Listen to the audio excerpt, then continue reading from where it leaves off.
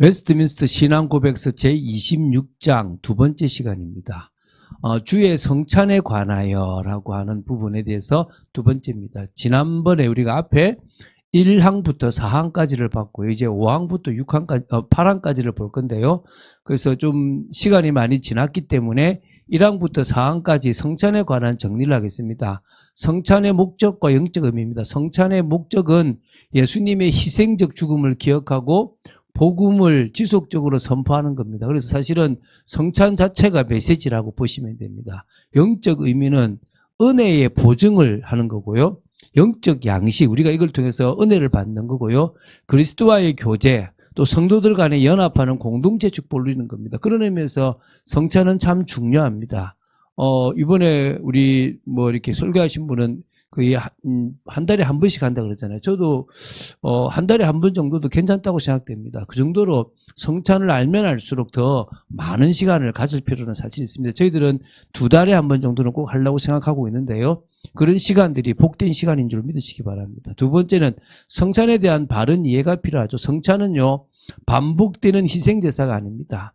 그러니까 계속 피제사를 드리는 게 아니고 새로운 속죄제사가 아닌 겁니다. 그냥 기념이에요. 이미 드려진 그리스도의 희생을 기억하는 거예요. 주님이 우리 때문에 십자가에 못 박히셨다라고 하는 사실을 기억하고 십자가의 제사를 기념하는 겁니다. 주님이 그 매번 드리는 제사를 단번에 드리심을 끝냈기 때문에 그것을 기념하는 겁니다. 그 떡과 포도주를 나누면서 주님은 우리를 위해서 완전한 제사를 이루셨습니다라고 고백하는 거죠. 세 번째는요, 성찬의 올바른 시행입니다. 하나님께서 세우신 직분자가 시행하는 거죠.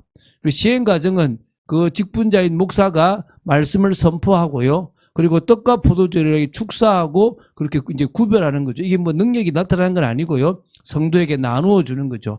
그리스도의 살을 의미합니다. 그리스도의 피를 의미합니다라고 이제 얘기하는 거죠. 자, 성찬의 올바른 사용입니다. 들어간대요. 올바른 사용은 뭐냐면 공동체적으로 시행하는 겁니다. 모든 성도가 함께 하는 겁니다. 떡과 포도주를 같이 나누죠. 일부만 하면 안 되고 안 온 사람을 챙겨줘서도 안 되고 참여한 사람들끼리 하는 겁니다. 그리고 그리스도를 바라보는 거죠. 그래서 정해진 목적 안에서만 이것을 사용하지 다르게 편법적으로 한 사람을 위해서 이 성찬을 하거나 이러면 안 된다는 겁니다. 자, 이제 5항부터 볼 건데요. 5항은 그리스도와의 성례적 관계, 상징적인 부분을 이야기하는데요. 자, 5항을 한번 읽어보겠습니다. 이 성례의 외적 요소는 그리스도께서 정하신 대로 정당하게 사용하도록 구별하기 위하여 물질 그대로 떡과 포도주라고 부르기도 하나 때로는 곧 그리스도의 살과 피라고 부른다. 그러나 그렇게 부른다 해도 실제로 본질에 있어서는 전과 조금도 다름이 없이 단순히 떡과 포도주 그대로 남아있다. 예수님이 떡과 포도주, 그때는 사실은 떡이 무교병이라고 하는 누룩을 넣지 않는 거지만 지금은 그냥 일반적으로 빵을 쓰고 있지만요.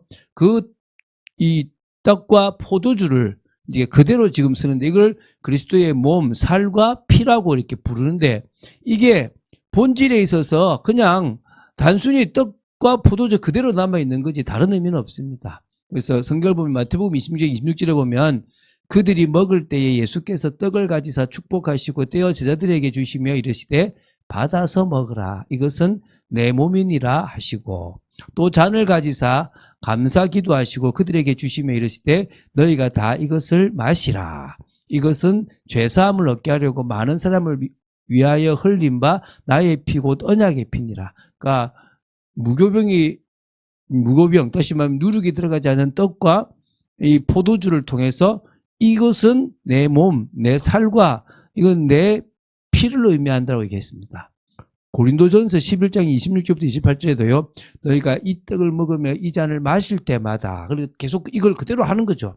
주의 죽으심을 그가 오실 때까지 전하는 것이니라. 그러므로 누구든지 주의 떡이나 잔을 합당하지 않게 먹고 마시는 자는 주의 몸과 피에 대하여 죄를 짓는 것이니라. 사람이 자기를 살피고 그 후에야 이 떡을 먹고 이 잔을 마실지니. 그러면 좀 이따 뒤에 해보겠습니다. 자, 성찬에서 사용되는 것은 떡과 포도주, 그러니까 무교병과 포도주라고 보시면 되는데요. 성경적 근거가 이제 오늘 봤던 말씀 속에 있습니다. 떡과 포도주는 그리스도의 몸, 그리스도의 살과 피를 의미합니다. 그래서 이것은 상징적인 표현이고 언약적인 표현이라는 거예요. 떡과 포도주라고 부르기도 하고 그리스도의 몸, 그리스도의 살과 피라고 부르기도 한다는 겁니다. 물질 자체가 변하는 건 아닙니다. 나중에 나오지만 화채설은 물질 자체가 바뀐다는 거예요. 그건 되게 위험한 겁니다. 그래서 사실은 성찬식에서 포도주를 안 마셔요. 왜? 혹시 흘러버리면요, 예수님의 피가 흐르는 거잖아요. 그럼 그거를 핥아 먹어야 되는 건데 큰일 나잖아요. 그러니까 아예 그 자리에서는 그냥 안 하고 딱 그냥 무교병 같은 거, 그 떡만 딱 입에 넣어주는 그런 일을 하거든요. 그 상징적으로 의미를 기념하라고 주신 것을요, 그게 진짜 바뀐다라고 미신적으로 믿어버린 거죠. 그렇지는 않습니다. 영적 의미, 떡과 포도주가 실제로 변하는 것은 절대 아니다. 계속 얘기하죠. 그리스도의 몸, 그리스도의 살이죠. 피를 가리키는 표다, 표, 사인이다. 우리가 이것을 믿음으로 받을 때 영적인 은혜에 참여한다. 아, 주님, 제가 주님의 살과 피, 주님의 그 몸과 피를 제가 먹고 마시는, 또 주님의 그것과 연합되는 그런 축복을 누립니다. 감사합니다. 뭐 이런 시간들을 가지는 거죠. 그죠? 자, 그런 의미에서 되게 이 성찬은 상징적이고 언약적인 표현이라는 것을 기억해야 될 줄 믿습니다. 6항입니다. 화채설을 반박, 부정하죠. 자, 그냥 표현해놨어요. 신부가 축사하거나 또는 다른 방법을 통해서 떡과 포도주의 실제가 그리스도의 참 살과 피로 변한다고 주장하는 소위 화채설은 성경에 모순될 뿐만 아니라 상식과 이성에도 모순된다. 또한 그것은 성례의 본질을 무너뜨린 생각이며 과거와 현재에 있어서도 여러 가지 미신의 원인이 되어 왔고 실로 큰 우상 숭배의 원인이 되어 왔다.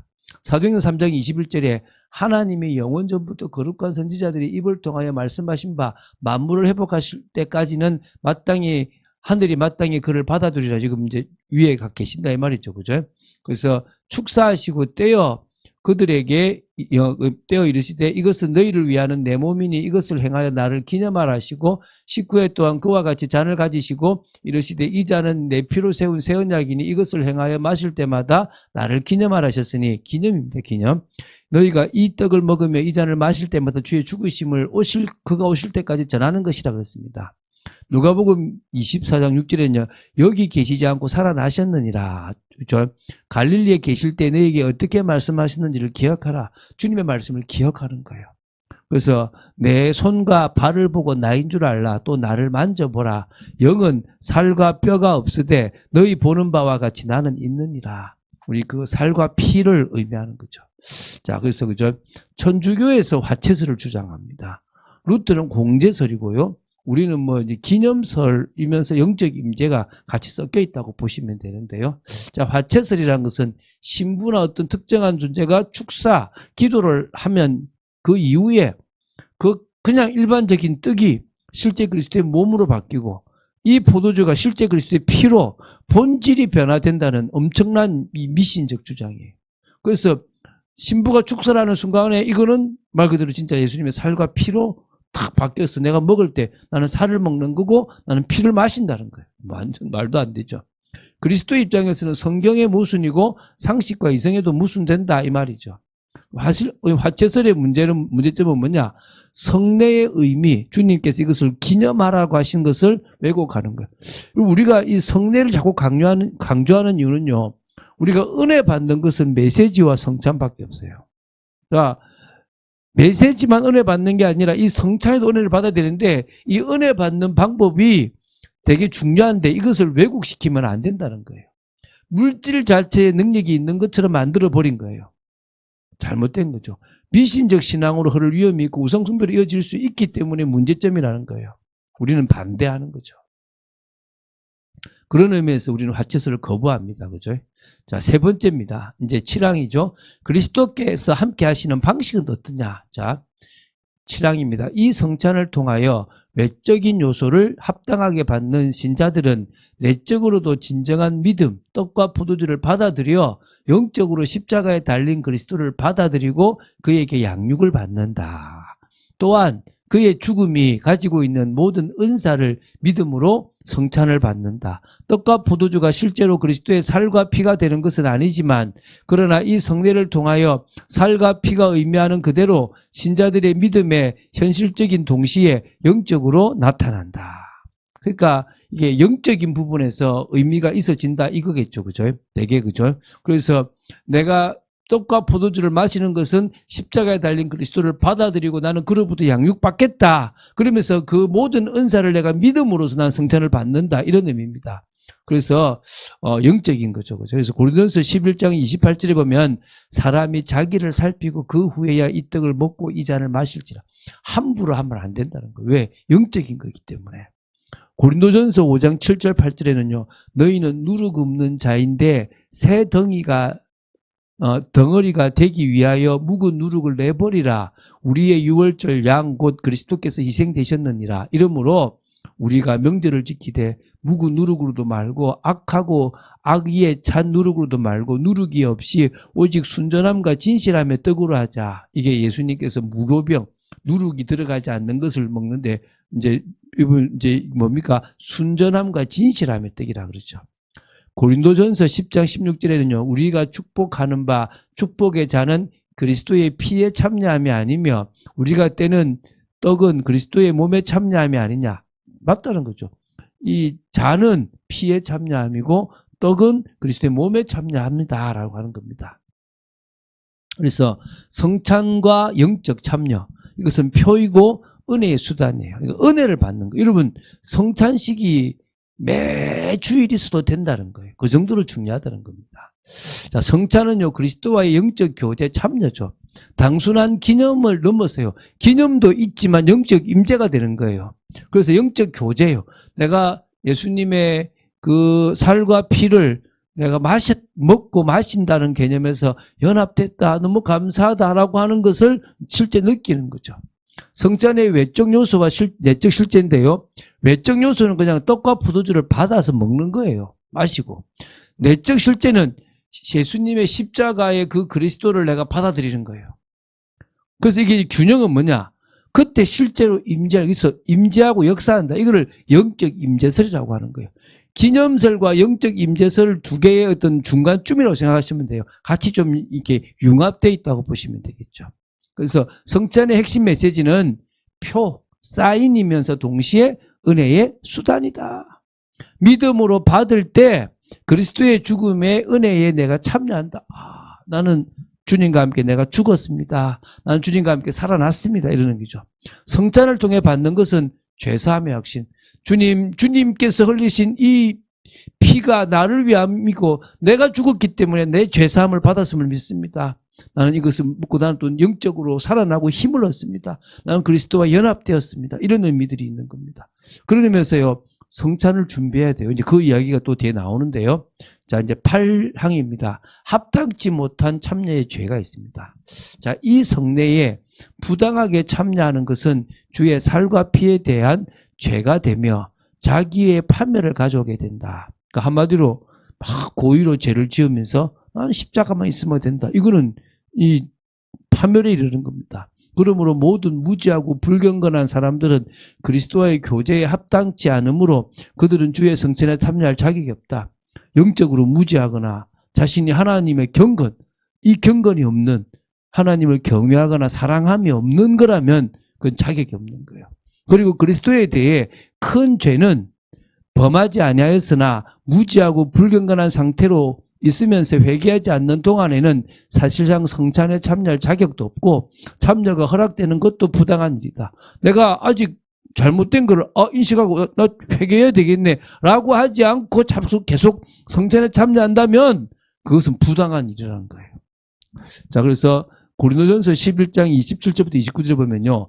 그러므로 누구든지 주의 떡이나 잔을 합당하지 않게 먹고 마시는 자는 주의 몸과 피에 대하여 죄를 짓는 것이니라. 이게 내가 함부로 하면 안 되는구나. 주님이 나를 위해서 십자가에 흘려서 나의 이 해결할 수 없는 죄를 해결하신 건데 내가 이거에 대한 개념보다는 막 죄 짓고 이 성찬만 하면 된다. 예수 믿으면 된다. 이런 식의 잘못된 생각을 가지면 안 되는 겁니다.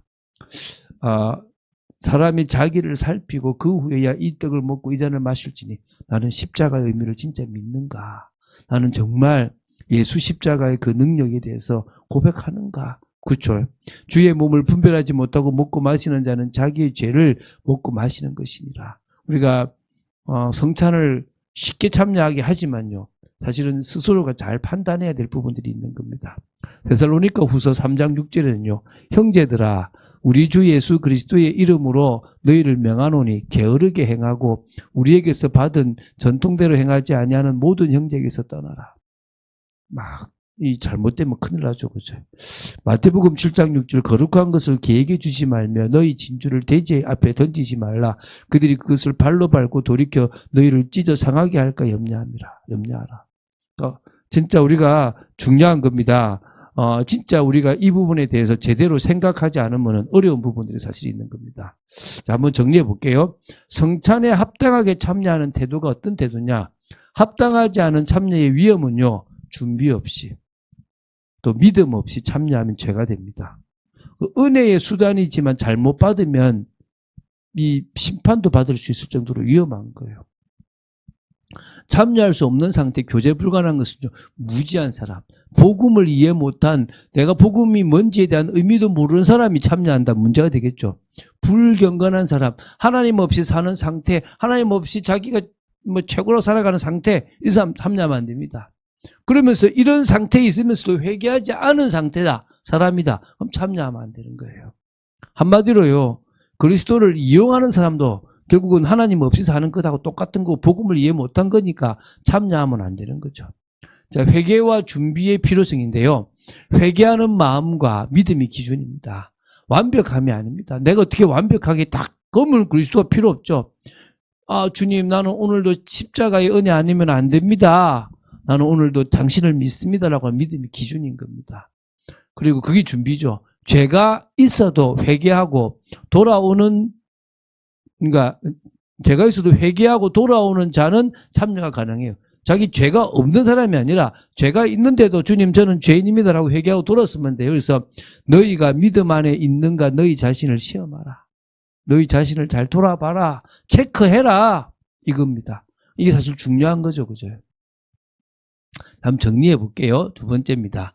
이제 지금 이게 이제 5항이죠. 성찬의 본질. 성찬의 떡과 포도주는 단순한 상징이 아니라 그리스도의 몸과 피, 살과 피를 영적으로 나타내고 전하는 표와 인이 된다는 겁니다. 두 번째, 화채설은 부정이에요. 떡과 포도주가 실제로 그리스도의 몸과 피로 변하는 다른 화채설은 비성경적이고 이성에도 반하고 미신과 우상숭배를 낳게 된다라고 우리는 보고 있는 겁니다. 그래서 우리는 화채설도 공제설도 아니고 우리는 기념설과 영적 임재설이 조금 균형 있게 맞춰졌다 생각하시면 되겠습니다. 자, 믿음으로 받는 영적 유익. 합당하게 성찬에 참여하는 성도는요, 단순히 외적 요소를 받는 것이 아니라 믿음으로 그리스도를 영적으로 받아 그의 죽음의 유익에 참여하는 겁니다. 왜 나 때문에 죽으셔야 되는가에 그 유익에 참여한다라고 보시면 됩니다. 네 번째, 8항이죠. 합당하지 않은 참여의 위험, 믿음 없이 무지하게 참여하는 자는 실제로 그리스도를 받지 못하고 오히려 죄를 범하며 심판을 자초한다. 무지하고 불경건한 자는 참여 자격이 없다라고 보시면 돼요. 그런 의미에서 우리가 성찬을 좀 더 감사하게 참여할 수 있다는 것은 되게 또 그 의미와 은혜를 알고 참여한다면 진짜 성찬의 그 기쁨이 연합이 되고 은혜가 되고 또 감사가 되는 시간이 되어질 줄로 믿습니다. 오늘 또 이렇게 쭉 나누는 시간들이 여러분들에게 복된 줄로 믿습니다. 하나하나 보면서요, 여러분들이 여러분 걸로 만들고 또 좀 이렇게 이제 지금 두 번째라서 이렇게 많이 지났지만 이제 앞으로 이제 총 이제 5장이 남았습니다. 34장까지가 이제 끝이거든요. 이게 지금 어떤 개념이냐 그러면 32장까지인가가 이제 32장까지가 이제 이게 그때 웨스트민스터 그 시대에 한 거고요. 2장을 더 붙였어요. 그래서 그렇게 해서 이제 완성되는데 이제 얼마 안 남았습니다. 33, 35장 남은 걸로 알고 있는데요. 그걸 마지막까지 보면서 우리 끝까지 좀 더 정리하는 여러 가지 알아야 될, 우리가 기독교인으로서 알아야 될 부분들을 알아야 될 줄로 믿습니다. 기도하겠습니다. 주는 그리스도시요 살아계신 하나님의 아들이심을 고백합니다. 저희들이 이 말씀을 통해서 더더욱 하나님을 알아가고 말씀 속에 거하는 축복 있기를 간절히 정말 소원합니다. 성찬에 대한 의미를 알고 그 의미대 그대로 실제적으로 이 영적 은혜를 받고 체험하고 그리스도와 연합되고 공동체 축복을 누리는 저희들 되도록 지켜 주시옵소서. 주 예수 그리스도 이름으로 기도드립니다. 아멘.